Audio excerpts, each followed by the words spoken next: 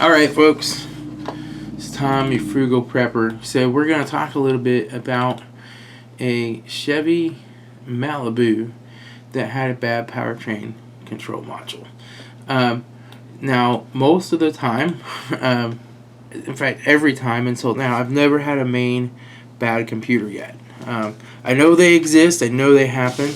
I've replaced and reprogrammed a few that other people diagnosed and it turned out not to be the issue. But this is the first one that I diagnosed as being a bad computer. And of course that's really nerve-wracking because a lot of times diagnosing a bad computer is a process of elimination. I eliminated everything else, so it has to be the computer.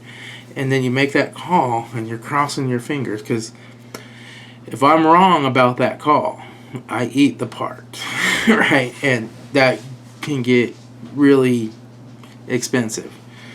Luckily, it's a GM, so a used computer works fine. There's plenty of 08s with used computers. You can reprogram that computer with the new serial number and it'll work fine. So let me go ahead and bring up some wiring diagrams, but just a little background on the car. They bought it at auction. It's for a car lot. They bought the car at auction. It ran and drove. It had a dented fender. It needed a headlight and like a front bumper, but very superficial damage. And it started and ran at the auction. They pulled it up on the car hauler. They bring it back. They go to start it to back it off the car hauler, and it won't start. And it's a no crank, no start. And they, manually got it off the car hauler, parked it there, and called me. So I went out to take my initial look at it, and I noticed that there's no check engine light lighting up. That was the first thing I noticed. I also noticed the theft light staying on. But if there's no check engine light, then it means it's not seeing a computer. The computer's not alive. And so that would explain why you have a theft light if it can't communicate with the computer, because it needs to do that. So I start checking powers and grounds, all that kind of stuff. So let me turn you around here and show you the diagram and show you some of the things that I tested.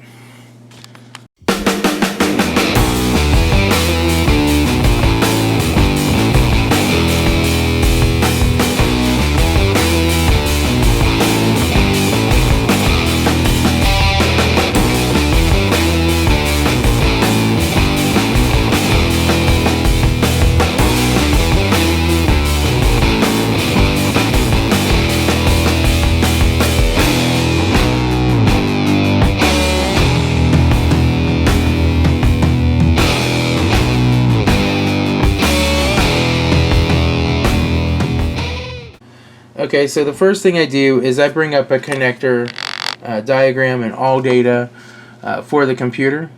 And I have the LE5 computer. And the way I could tell that, right, really quick, is this has a possibility of having two different computers, an LAT or an LE5.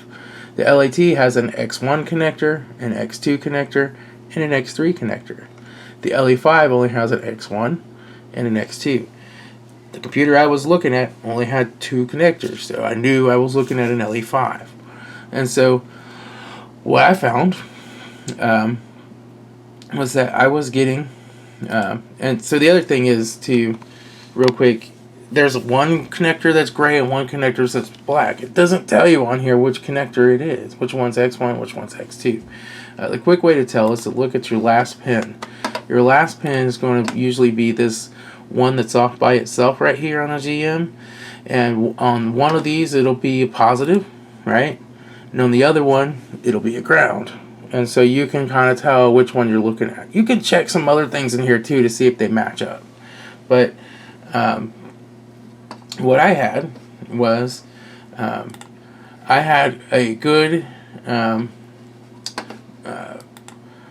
ground on this guy, and that's the only thing that this guy has. Everything else on this guy is an output or a control. It's a 5-volt reference. It's a IAT sensor, throttle position sensor. It's some type of an output or a control. It's not a main feed. So that's our main ground. It was good. I load tested it. I tested it with a test light hooked to battery positive. Boom, I got a ground. And so I come down to this computer and I look, and like 18 and 19 here. Hang on. Nope, that's on this computer. This one. All right. Am I on the right one? No, I'm on LAT. Hang on.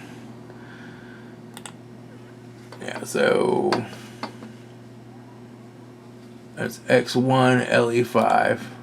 18 and 19. All right, 19 and 20. I take that back. This is ignition 1 voltage and battery positive voltage. So this is a red-white wire. Red-white on GM usually is always hot. And this was always hot. Key on, key off. This was hot. Then there was this pink wire. And it had voltage when the ignition was on. It was great. And so I have one more to check on this guy. Or on the other guy. I'll take that back. Let me find the right one again here. Hang on. LE5. Right here. Pin 73 on this guy is supposed to be ignition 1 voltage. And I have no voltage there at all. Just getting nothing. And it's a pink with a black wire. So I remove the covering for the wires. And I back probe this pink with black wire as close as I can get it to wherever it is in the harness. As far back as I can get to it. And I got nothing. And so now we go back and we look at what's feeding that. So we'll take you to that diagram. And so now, I'm in my diagnosis and repair. I want to go to diagrams. I want to go to electrical diagrams. And then I want to go to powertrain management. And then I have LAT and LE5. I'm on LE5. So I'm just going to go to my first diagram under LE5. And we're going to pull this guy up. And we're going to make him full screen here for you. And here's my pink with black wire. Right? And my pink with black wire is right here. It's ignition. Right? And I trace that back, and it comes through this ETC fuse 15 amp, right? And this is spliced off of this powertrain relay. So you have your powertrain control module relay right here, right? And that guy should close, and it should power this up. Now, I have power on this fuse, on the injector fuse, on these emissions fuse. I have power on both sides of those fuses. This guy, I have no power on either side. Nothing. No power on either side of that fuse, no matter what I try.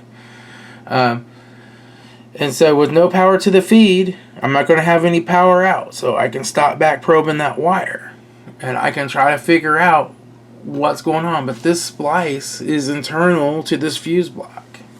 So I tell them, it looks to me like you got a bad fuse block. You're going to have to find another one. Well, they do get another one. And they put it in. And I come back out. I now have power here.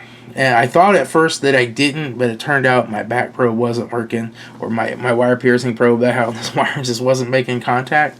So, 15, 20 minutes to figure that out. And I'm like, okay, I do have power there. So we're all good now. And I had tested it both back probing it and with the back probe before, so I'm still sure that the old fuse box was bad. And I was getting power here on both sides of the fuse. I just wasn't getting it here, which was a bad back probe or bad wire piercing probe. So I've got powers, I've got grounds, I got everything. I got nothing from this computer module still. So I can't explain why this power feed was bad, what happened here, if it burnt something up when it shorted out or whatever, but I still got nothing. I got no check engine light, no communications, nothing. I've got 0 volts on my 5-volt reference, okay? So this is where we go back and we say, okay, we got 0 volts on our 5-volt reference, so what do we got to do? We got to start unplugging everything that we can find that's going to have a 5-volt reference. And that's going to be fed off of the computer on the 5-volt reference. And it's a little tricky to find it all because you just got to go through all the diagrams and find everything that's going to have a 5-volt reference. And guess what? You don't know what has a 5-volt reference because on this, it doesn't tell you. Right? It doesn't tell you on this diagram let me make this bigger for you. It does not tell you that this isn't a 5 volt reference, or that this throttle actuator control is a 5 volt reference, right? It's just got, it comes out of X2, pin 63, it comes back, pin X2, pin number 40. And you're like, what the heck? Do these have a 5 volt reference? Well, what you got to do is say, what might have a 5 volt reference on this? Let's take the mass airflow sensor. There's a good bet that that's using a 5 volt reference. And so you say that comes in connector X2, pin 42. So guess what we got to do? We go back to our other diagram, and this is where it helps to have a printer. And so we got to go back to diagrams, connector views, and engine control. And then we gotta look at connector X2. And I forget what pin that was now, but it was like pin 42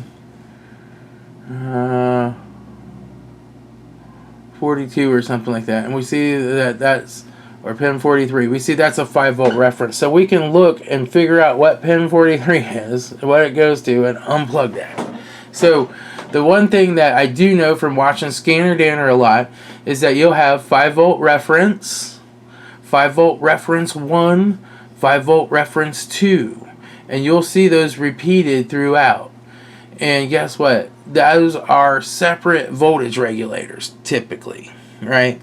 So you want to unplug everything on 5 volt reference 1 first, and then on reference 2. I believe. But I'm not 100% sure if this has just the one voltage regulator or if it has multiple regulators. It probably does have multiple regulators for as old as it is. But the thing is that anything that's shorted on your 5 volt reference could pull the 5 volt reference down, stop the computer from working. Because all the computer's internal circuitry works off of 5 volts. It needs its 5 volts, right? Like all your logic in the computer is going to operate off of 5 volts. So I unplug every one of these sensors. I go through, I find them all, I unplug them all, right, one at a time. And I got nothing. Still nothing from the computer. And as you unplug them, it's a good idea to power cycle the key. Every once in a while, just disconnect the battery, rehook it back up, let everything reset. Because sometimes those voltage regulators won't come back on automatically, especially like on Chrysler. On GM, they typically do, but I still cycle the key in between everything I try. Nothing. Still had nothing. And so the next thing to check is to see if any of that 5 volt stuff was shorted to ground. Now, I want to know this for two reasons. One is, if it's shorted to ground, it might have popped the regulator in the computer, right? It might have popped the computer. So I need to know if there's any direct shorts to ground, right? And I need to know that in two ways, right? I need to know it with everything unplugged, and then I need to check again with everything plugged in. But with everything unplugged, I should read an OL. There should be no resistance there whatsoever. With everything plugged in, I'm going to get a little bit of something, because there's going to be some potentiometers and stuff, but I don't want to see like a direct short to ground, right? And I just kind of do that as an extra add to make sure there's not some module that's shorted out that blew something. Although regulators are typically pretty well protected in these computers, they don't blow that easy. They normally go into an overload mode and shut themselves down. So I do all that. Everything checks out fine. Like, there's no shorts to ground, everything's fine. And so I'm like, great. So as one final check, I then hook up my oscilloscope, and I go through here until I find the CAN bus, which is on one of these. So I'm on LAT. Okay, hang on, that makes sense. So CAN bus, I was thinking it was on the second. Yeah, right here. So GM high speed, GM LAN serial bus positive, serial bus negative. And so I go here and I probe these. And this one should be showing me a pattern that goes down 5 volts. It should swing down 5 volts. And this one should show me a pattern that swings up 5 volts. And those two patterns should mirror each other. Like when this one goes up, this one should go down, right? And they should go along. And so I do that with this connector unplugged, and I got a good signal. I can see the CAN bus from my scan tool, from all the other modules talking to each other. I can see activity on the CAN bus. So I back probe those two connectors with my scope plugged in. I plug it into the computer, and as soon as it's in the computer, my negative bus goes flat for everything in the car. And it just has a little tiny bump. Like there's a few little millivolts of change, but it flattens it out. So the negative is shorted in this computer. The CAN bus negative is shorted. But I still had communications with other modules from my scan tool. Even though this is shorting down that bus for the whole car. Go figure. But anyway, that's when I called a bad computer. And I'll show you a picture here. You can see I'm like set up. I got all the tools out. It's just like, it's been crazy. In fact, I'm glad I went back to put the computer in, because I found a couple of things like my fuse adapters I accidentally left there. It was the middle of the night, it's getting dark early. And so I got it done. Got the computer put in, programmed it.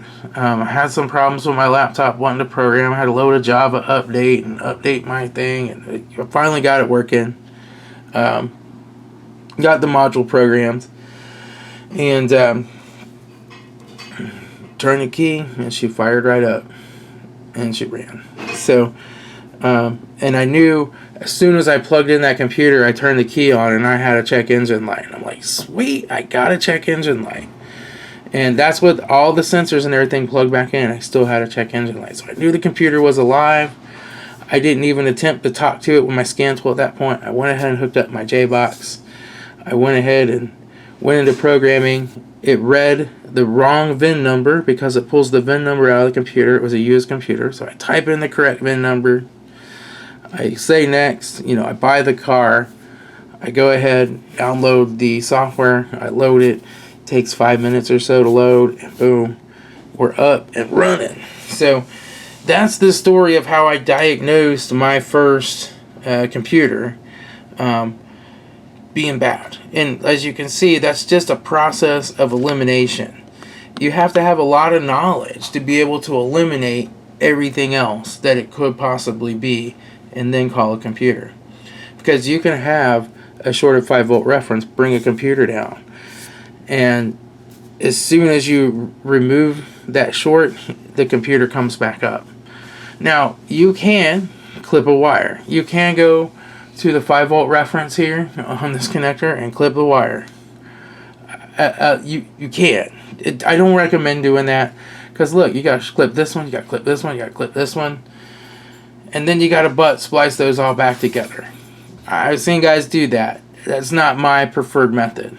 You could depin it if you have a depinning tool. It's, again, not my preferred method. I'd rather go ahead and unplug all of the sensors and then check for a short with my multimeter. And if I don't have a short with my multimeter, all the sensors are unplugged, then I must have a bad computer. Alright folks, so that's how I troubleshot my first bad main computer, my powertrain control module, engine control module, whatever you want to call it. That's how I troubleshot it, and I was correct. And so I really would like to thank Scanner Danner for this. Like Paul, his premium channel, so much good content in his book, and I just went through it a piece at a time, and I basically tested what I knew to test, and I ended up in the right place, right? And that's really nice. I'm getting to where I'm getting comfortable enough on cars to where I generally just start. Like, I don't go Googling and searching or looking through stuff. I just go for the wiring diagram. I find the cause, I go to the wiring diagram, and then I just systematically walk it back and figure out that that's the problem. And you know what? I could have guessed that the computer was bad on that, and I would have been right.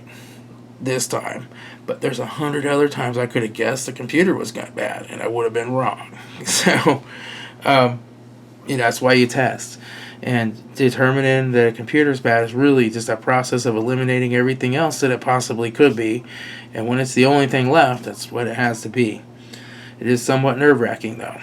But, like a lot of other channels, Schrodinger's box has a great channel with a lot of basic electrical diagnostic knowledge on it. Things like why you load test a circuit and don't test with the multimeter. Those kinds of things. Eric O has a great channel. A lot of good knowledge out there. And Scanner Danner is the other one that I really like. And L1 Automotive has a lot of good information on programming, but I don't just do programming, I do troubleshooting. So I do need to program, but I only program GM right now. So I'm good with that. There's plenty of money to be made fixing GMs. There's plenty of them out there. I don't need to be able to do everything. I mean, I can troubleshoot other cars, but as far as programming modules, I don't do it. Especially Chrysler. I'd love to get the Chrysler, the little USB one. It's $3,500. I don't have that kind of money. It'd take me so long to make that kind of money back. It's not worth it. So, anyway, that's all I got. It's Tom, your frugal prepper. Everybody, be happy, be frugal, troubleshoot, learn. What's in here takes time and skill to develop. You will make mistakes along the way, but eventually you'll start to get good at this stuff. And every one that you do is an opportunity to learn. So that's what's really amazing. It's like when you finally get it and you're right and you've learned, just is the best feeling in the world. Plus then you get money, you get paid. I'll talk to y'all later.